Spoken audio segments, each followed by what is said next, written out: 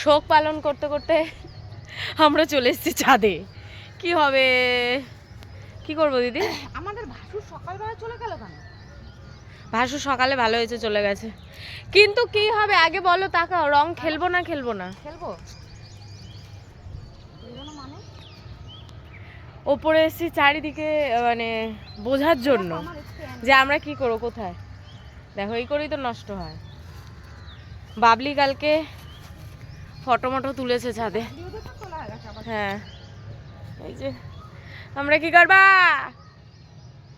দিদি বলছে আমরা 3 যায় রং মং খেলে পড়ে থাকবো। যদি পাপ লাগে আমি জানি না, ভগবান জানে কি করবা।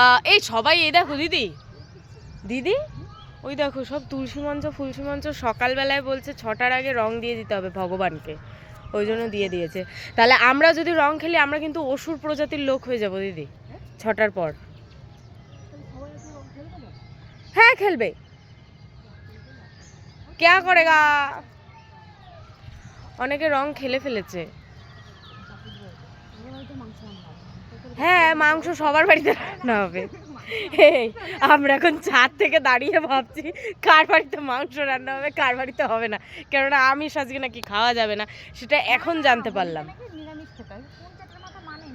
না সেটা সম্ভব না, হোলিতে বলছে হোলিতে নিরামিষ খেতে হয়, আমি সেটা সম্ভব না।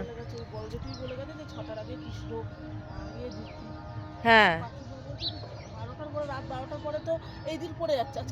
হ্যাঁ হ্যাঁ